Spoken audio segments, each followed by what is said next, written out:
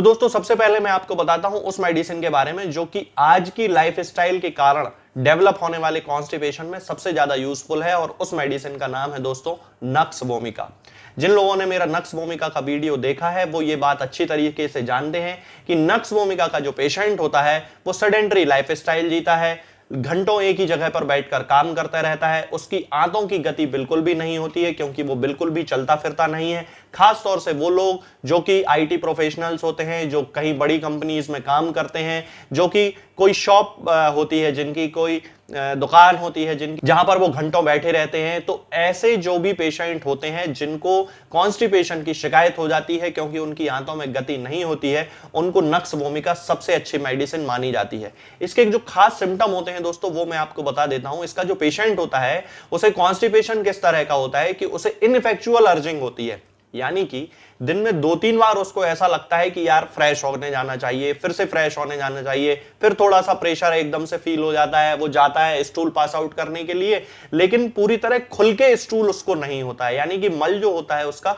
वो पूरी तरह खुल के, जैसा बोलते हैं कि एक बार में पेट साफ हो जाता है, वैसा उसका पेट साफ बिल्कुल भी नहीं होता। 2-3 बार जाना पड़ता है और हर बार थोड़ा थोड़ा करके मल उसका बाहर निकलता है। उसको ऐसा लगता है जैसे उसके रेक्टम में, उसके मलाशय में अभी भी थोड़ा सा मल अंदर रह गया है, और ये सब होता है क्योंकि उसकी आंतों में बिल्कुल भी गति नहीं है। इसके अलावा दोस्तों इसी कारण से उसको रेक्टम में फिशर की प्रॉब्लम हो जाती है, पाइल्स की प्रॉब्लम हो जाती है, यानी कि हीमोरॉइड्स की प्रॉब्लम हो जाती है, जिसे हिंदी में बवासीर कहा जाता है। तो ये सारी बीमारियां उसको हो जाती हैं। अब ऐसे लोगों को बीमारियां ये क्यों होती हैं? क्योंकि वो बहुत ज्यादा नॉनवेज खाते हैं, बहुत ज्यादा अल्कोहल का यूज करते हैं, स्मोकिंग बहुत ज्यादा करते हैं। खास तौर से जो लोग मार्केटिंग में होते हैं या आईटी प्रोफेशनल्स होते हैं, वो तो उनको टेंशन रहती है और वो सोचते हैं स्मोकिंग करेंगे, अल्कोहल का यूज करेंगे तो उनको बहुत ज्यादा हेल्प मिलेगी। तो ये सारी चीजें होती हैं कि उनको आंतों में गति उनकी कम कर देती हैं और उसके कारण उन्हें कॉन्स्टिपेशन हो जाता है, और कॉन्स्टिपेशन भी कैसा कि उन्हें 2-3 बार फ्रेश होने के लिए जाना पड़ता है। तो दोस्तों इन सारी कंडीशंस में हमें नक्स वोमिका का यूज करना है 200 पोटेंसी में। 4 बूंद रात को सोते समय एक बार सीधे जीभ पर रख लेना है और इसको कंटिन्यू कुछ दिन तक यूज करना है। दूसरे नंबर पर मेडिसिन आती है दोस्तों एलुमिना।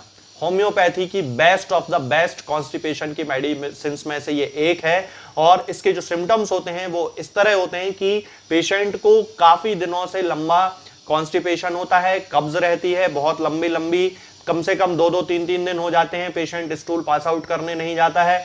शुरू में एकदम से हार्ड स्टूल उसका निकलता है जब वो फ्रेश होने जाता है, और उसके बाद सॉफ्ट स्टूल रहता है। ये इसका एक खास सिम्टम होता है कि सॉफ्ट स्टूल के साथ भी, यानी कि मल जो उसका होता है वो उतना ज्यादा कड़क नहीं होता, लेकिन उसके बाद भी उसको कब्ज हो जाती है। तो ये इसका एक बहुत खास सिम्टम होता है। जिन लोगों को आलू खाने से प्रॉब्लम होती है, आलू के कारण उनको कब्ज हो जाती है, उनके लिए एलुमिना सबसे अच्छी मेडिसिन होती है। ऐसे बहुत सारे पेशेंट होते हैं जो कि आलू खाते हैं, जिस दिन भी उन्होंने आलू खा लिए उसके दूसरे दिन उनको फ्रेश होने बिल्कुल नहीं जाने की इच्छा होती है, बिल्कुल डिजायर खत्म हो जाती है, पेट अंदर से बिल्कुल हैवी लगने लगता है, एकदम से भरापन उनके पेट में महसूस होने लगता है। ऐसा लगता है जैसे कि उनकी आंतों ने काम करना ही बिल्कुल बंद कर दिया, बिल्कुल पैरालिसिस की कंडीशन हो जाती है कि आंतों में जैसे पैरालिसिस हो गया है, आंतें मूव भी नहीं कर रही हैं। यहां तक कि दोस्तों कई बार ऐसी कंडीशन बन जाती है कि कभी कभी उनको एनीमा भी देना पड़ जाता है, और कई बार हाथ से स्टूल को बाहर निकालने पर भी, एनस में उंगली डाल के स्टूल को बाहर निकालने पर भी वो स्टूल वहां से बाहर नहीं निकलता है। इतनी ज्यादा सीवियर कंडीशन हो जाती है आंतों में, और उनके रेक्टम में एकदम से बहुत ज्यादा ड्राइनेस आ जाती है, बिल्कुल सूख जाती हैं उनकी आंतें। तब उस कंडीशन में एलुमिना बहुत अच्छी एक दवाई मानी जाती है। इसका उपयोग करना चाहिए 200 पोटेंसी में, और इसकी 4 बूंद दिन में किसी भी समय जीभ पे रख लेना चाहिए और पेशेंट को कंटिन्यू कुछ दिन तक देना चाहिए। यदि जरूरत पड़ती है तो फिर एलुमिना की पोटेंसी को चेंज करना चाहिए। इसके अलावा दोस्तों इसका एक और बहुत खास सिम्टम होता है कि इसका जो पेशेंट होता है उसे चाकू से बड़ा डर लगता है, यानी कि जब भी वो चाकू देखता है तो उसके मन में अजीब अजीब से विचार आने लगते हैं, जैसे कि सुसाइडल टेंडेंसी के विचार आने लगते हैं। ऐसा लगता है उसको कि वो अपनी नस कोई काट ले, या उसको ऐसा लगता है कि वो किसी का मर्डर कर दे। इस तरह की एक और मेडिसिन होती है जिसमें नीडल से दर्द होता है, उसके बारे में मैं कभी आपसे फिर बात करूंगा। तो एलुमिना का ये भी एक बहुत खास सिम्टम होता है। तो इस तरह हमें एलुमिना को 200 पोटेंसी में जिन लोगों को कब्ज की शिकायत है उसका यूज करना चाहिए। तीसरे नंबर पर इसकी मेडिसिन आती है दोस्तों ब्रायनिया अल्बा। दोस्तों ब्रायनिया का जो पेशेंट होता है उसको बड़ी अजीब सी एक प्रॉब्लम होती है कि ज्यादातर कब्ज का जो कारण होता है वो होता है कि व्यक्ति पानी कम पीता है, इसलिए उसको कब्ज होती है। लेकिन ब्रायनिया का जो पेशेंट होता है उसे बहुत ज्यादा प्यास लगती है, बहुत ज्यादा पानी पीता है, लेकिन उसके बाद भी उसको कब्ज हो जाती है। और ऐसा इसलिए होता है क्योंकि उसकी आंतों का जो मूवमेंट होता है, यानी कि बड़ी आंत जिसे कोलॉन कहा जाता है, उसका जो मूवमेंट होता है वो इर्रेगुलर होता है। इर्रेगुलर मूवमेंट होने के कारण जब भी खाना वहां पर पहुंचता है, यानी कि डाइजेस्ट होके स्मॉल इंटेस्टाइन से जब मटेरियल उसकी बड़ी आंत में पहुंचता है, और चूंकि बड़ी आंत का काम है पानी का अवशोषण करना, तो वहां पे वो पानी का अवशोषण ज्यादा करती है, क्योंकि वहां पर आंतों की गति जो है वो बिल्कुल सही नहीं है, इर्रेगुलर है उसकी पूरी रिदम। तो खाना लंबे समय तक वहां पे पड़ा रहता है। जब लंबे समय तक पड़ा रहता है तो उसका पूरा पानी अवशोषित हो जाता है और जो स्टूल बचता है वो एकदम हार्ड हो जाता है। हार्ड हो जाने के कारण ही उसको कॉन्स्टिपेशन की शिकायत होती है, तब भी जबकि वो बहुत ज्यादा पानी पीता है। और इसके कारण उसकी जो रेक्टम होता है, उसका जो मलाशय होता है, वहां पर ड्राइनेस के कारण उसको पाइल्स की शिकायत हो जाती है, हेमरॉइड्स की शिकायत हो जाती है। इसलिए कभी कभी इसके स्टूल जो होता है उसमें ब्लड देखने को मिलता है, यानी कि लैट्रिन के साथ उसको खून आने की शिकायत हो जाती है।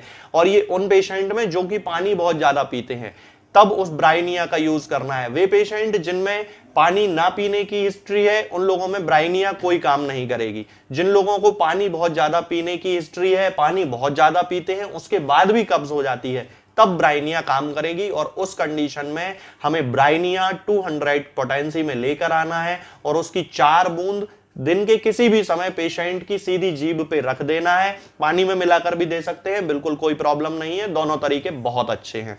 तो इस तरह से कंटिन्यू कुछ दिन तक इस मेडिसिन का यूज करना है। जिन लोगों में पानी अच्छा पीने की हिस्ट्री है फिर भी उनको कब्ज हो जाती है, तो ब्रायनिया उनकी कब्ज को ठीक करने में बहुत ज्यादा उनकी हेल्प करेगी।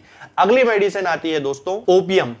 ओपियम का जो पेशेंट होता है दोस्तों, होम्योपैथिक मेडिसिनल सिस्टम में सबसे ज्यादा सिवियर कॉन्स्टिपेशन एलुमिना के बाद यदि माना जाता है या एलुमिना के जैसा ही माना जाता है तो वो होता है ओपियम में।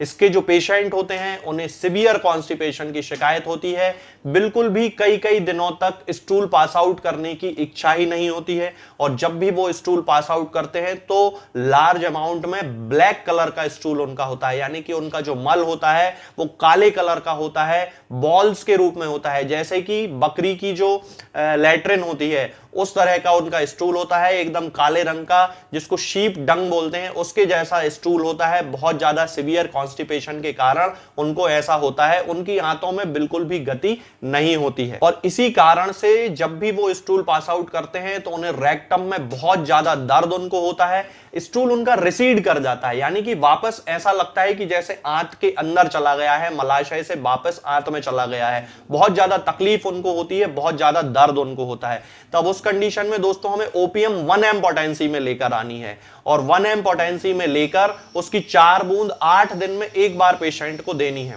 इसके अलावा दोस्तों ओपियम जो होती है वो न्यूबॉर्न जो बच्चे होते हैं, यानी कि नवजात बच्चों के कॉन्स्टिपेशन की भी बहुत अच्छी मेडिसिन होती है। हमें उन बच्चों में इसकी 1 एम पोटेंसी ही यूज करनी है, लेकिन मदर मिल्क में मिलाकर 2 बूंद लेना है, 1 चम्मच मां के दूध में मिलाना है और बच्चे को दे देना है। यदि बच्चा कई कई दिनों तक, यानी कि 7-8 दिन तक स्टूल पास आउट करने नहीं जाता, 2-3 दिन तक स्टूल पास आउट करने नहीं जाता, और जब भी पास आउट करता है, जब भी मल उसका बाहर निकलता है, तो बकरी के जैसी लैट्रिन उसकी होती है, छोटी छोटी काले कलर की बॉल्स के रूप में उसका स्टूल बाहर निकलता है, बहुत सारा स्टूल इस तरह से उसका निकलता है। तब उस कंडीशन में हम उस बच्चे को, उस नवजात को ओपियम दे सकते हैं। इसके बाद अगली मेडिसिन आती है दोस्तों साइलीशिया। दोस्तों साइलीशिया का जो पेशेंट होता है उसको कॉन्स्टिपेशन बहुत ज्यादा सिवियर होता है, बहुत ज्यादा कब्ज उसको रहती है, स्टूल बिल्कुल बाहर ही नहीं निकलता है, और इसके कारण उसको फिस्चुला की शिकायत हो जाती है और फिशर की शिकायत हो जाती है। तो जिन लोगों को कब्ज के कारण फिस्चुला की शिकायत हो गई हो रेक्टम में, या फिर एनस में फिस्चुला हो गया हो, या फिर उनको एनस में फिशर हो गए हो, तब उस कंडीशन में हमें साइलीशिया का यूज करना चाहिए। दोस्तों होम्योपैथिक दवाओं को खाने का सबसे अच्छा तरीका होता है कि हम हमेशा खाली पेट इन दवाओं को खाएं।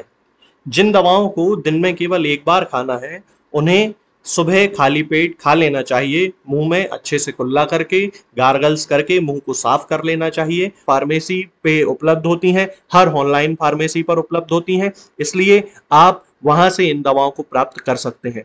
निरामय होम्योपैथी क्लिनिक से ना ही किसी मरीज को कोई दवा बेची जाती है।